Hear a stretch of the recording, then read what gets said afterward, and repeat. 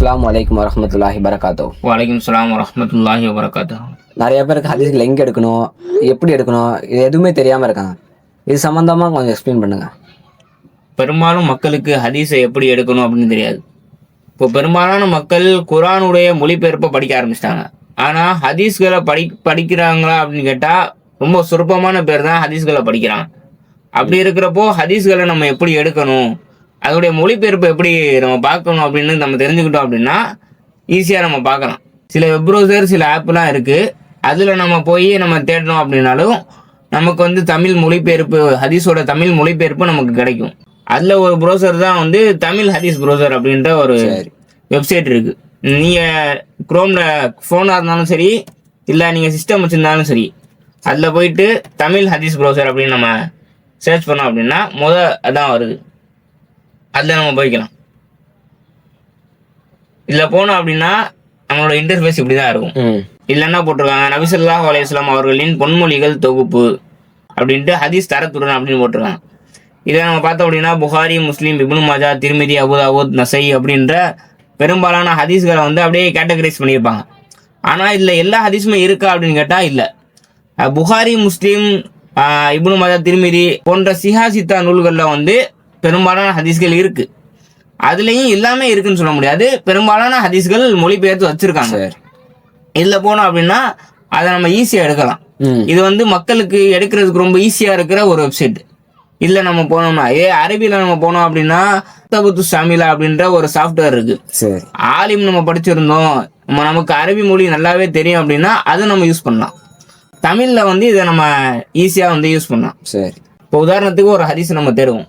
இதில் போனோம் அப்படின்னா ஹதீஸ் என் தேடல் அப்படின்னு போட்டிருக்காங்களா, அதில் போயிட்டு நமக்கு எந்த நூல் வேணுமோ அதை வந்து நம்ம தேர்ந்தெடுக்கணும்.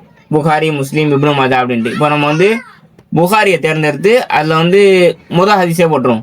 நம்பர் 1 அப்படின்னு போட்டு நம்ம முதல் ஹதீஸுக்கு போவோம். சரி, முதல் ஹதீஸுக்கு நம்ம போனோம் அப்படின்னா நம்மளோட இன்டர்ஃபேஸ் இப்படி தான் இருக்கும்.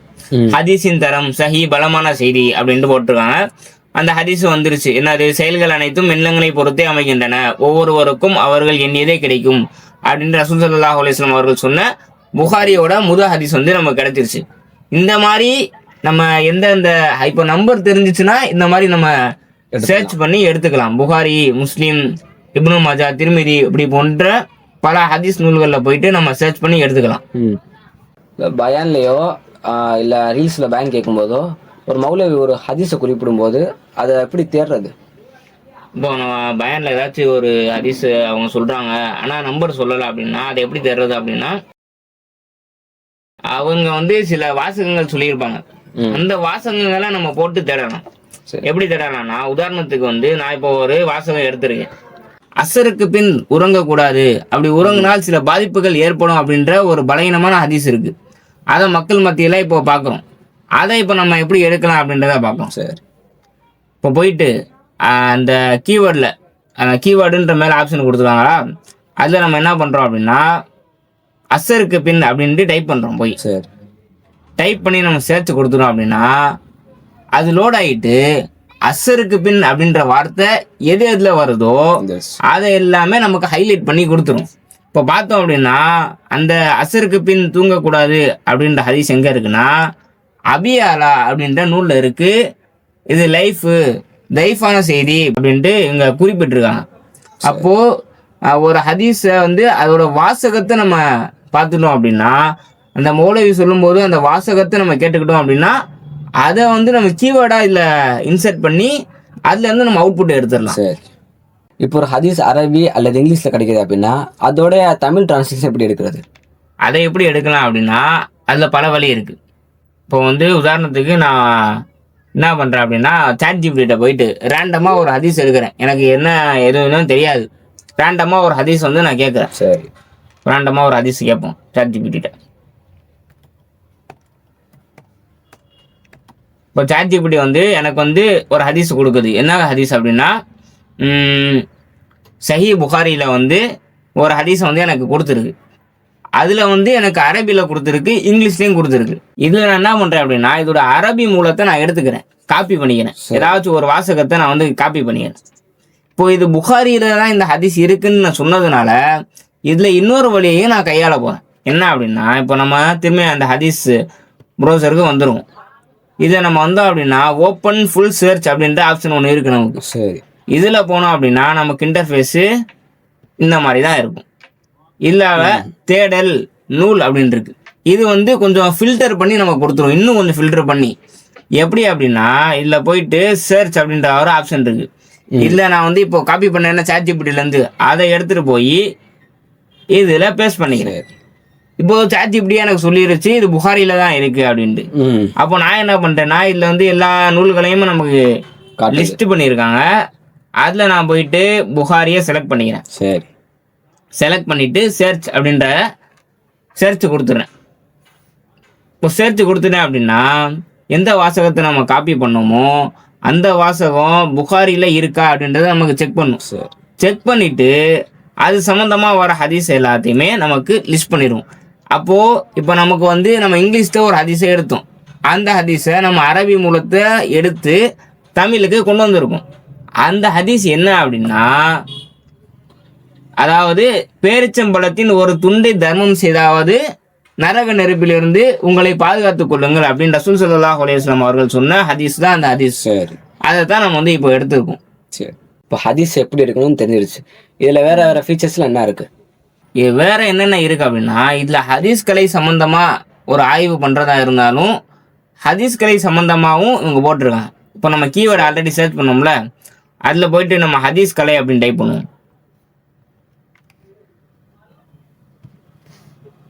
நம்ம ஹதீஸ் கலை அப்படின்னு நம்ம சர்ச் பண்ண உடனே நமக்கு ஹதீஸ் கலை சம்மந்தமாக என்னென்னலாம் இருக்கோ அதெல்லாம் இவங்க வந்து லிஸ்ட் பண்ணியிருக்காங்க. ஹதீஸ் துறையின் முக்கிய அம்சங்கள், ஹதீஸ் வகையெல்லாம் என்ன, ஹசன் தரத்தில் இருந்தால் அந்த ஹதீஸ் எந்த மாதிரி நிலை, டைஃப்னா அது எதுக்கு சொல்கிறாங்க அப்படின்ட்டு ஹதீஸ் கலை சம்மந்தமாகவும் இவங்க வந்து இதில் வந்து இன்சர்ட் பண்ணியிருக்காங்க. அதே மாதிரி வந்து இப்போ நீங்கள் வந்து இதில் லாகின் பண்ணிட்டீங்க அப்படின்னா நீங்கள் ஹதீஸை வந்து ஃபேவரட்லேயும் போட்டு வச்சுக்கலாம். சரி. அதே போல் வந்து உங்களுக்கு ஏதாச்சும் ஒரு சந்தேகம் இருந்துச்சு அப்படின்னாலும் ஒவ்வொரு ஹதீஸ் கீழேயும் உங்களுக்கு கமெண்ட் ஆப்ஷன் வந்துடும். இப்போ ரேண்டமாக ஒரு ஹதீஸுக்குள்ளே போனோம் அப்படின்னா அதுக்கு கீழே நம்ம வந்தோம்னா ஃபேவரட்ன்ற ஆப்ஷன் இருக்கும். அதை கொடுத்தோம் அப்படின்னா அது நம்ம ஃபேவரட்டில் போய் சேர்ந்துடும். அதே மாதிரி கமெண்ட்ன்ற ஒரு ஆப்ஷன் இருக்கு. இதில் நமக்கு ஏதாவது விமர்சனமோ இல்லை கேள்வியோ இருந்துச்சு அப்படின்னாலும் அதையும் நம்ம இதில் பதிவு செஞ்சோம் அப்படின்னா அது அவங்க வந்து இதுக்கு ரிப்ளையும் பண்ணுவாங்க. அதே போல் வந்து வேற என்ன இருக்கு அப்படின்னா நிறைய நூல்களை அவங்க லிஸ்ட் பண்ணியிருக்காங்க. அதில் ஒவ்வொரு நூலாக நீங்கள் போய் பார்த்துக்கலாம். இப்போ ஹதீஸ் நூல்கள் லிஸ்ட் பண்ணியிருக்காங்க. அதில் வந்து நீங்கள் எந்த நூல் பார்க்கணும்னு நினைக்கிறீங்களோ அதில் என்னென்ன மொழிபெயர்ப்பு இவங்க ஏற்றிருக்காங்களோ அதெல்லாம் நம்ம பார்க்கலாம். ஸோ இந்த மாதிரி பல ஃபீச்சர்ஸ் வந்து இந்த ஆப்பில் நமக்கு இருக்குது. அது போக வந்து உங்களுக்கு இது அப்ளிகேஷனாக வேணும் அப்படின்னாலும் நீங்கள் வந்து ப்ளே ஸ்டோரில் போயிட்டு உங்களுக்கு இதிலே பண்ணி காட்டுறேன். ப்ளே ஸ்டோரில் போயிட்டு தமிழ் பயான் பாயிண்ட்ஸ் அப்படின்னு நம்ம டைப் பண்ணாலே நமக்கு இந்த ஒரு அப்ளிகேஷன் காட்டும். இந்த ஸ்டார் போட்டிருக்குல்ல, ஸ்டார் போட்டு அல்லான்னு எழுதியிருக்கா, இந்த ஒரு ஆப்பு உங்களுக்கு ஃபோனில் கிடைக்கும். அதை நீங்கள் இன்ஸ்டால் பண்ணிட்டீங்க அப்படின்னா அதோட இன்டர்ஃபேஸ் எப்படி இருக்கும் அப்படின்னா அதோட இன்டர்ஃபேஸ் இப்படி தான் இருக்கும். சரி. முக்கிய குறிப்புகள், பயான் குறிப்புகள், கேள்வி பதில், நூல்கள் அப்படின்னு இருக்கா. அதில் வந்து ஹதீஸ் தரம்னு ஒன்று இருக்கு பாருங்க. அந்த ஹதீஸ் தரத்தை நம்ம கிளிக் பண்ணோம் அப்படின்னா அதில் முஸ்லீம், புகாரி அப்படின்ற அந்த ஹதீஸ் டிரான்ஸ்லேஷனும் ஃபோன்லேயே நம்ம பார்த்துக்கிற மாதிரி இருக்கும். அதிகபட்சமாக நம்ம பார்க்கணும் அப்படின்னா நம்ம வெப்சைட்டுக்கு வந்து இந்த மாதிரி நம்ம என்னென்ன கீவேர்டை கொடுக்குறாமோ அந்த கீவேர்டை யூஸ் பண்ணியோ இல்லை நம்பரை யூஸ் பண்ணியோ நம்ம வந்து பார்த்துக்கலாம். தமிழ் ஹதீஸ் ப்ரௌசர் போல் இன்னும் சில வெப்சைட்டும் நமக்கு இருக்குது. அதை வந்து இன்ஷால்லா நம்ம பார்ப்போம் அடுத்த வீடியோவில். சரி.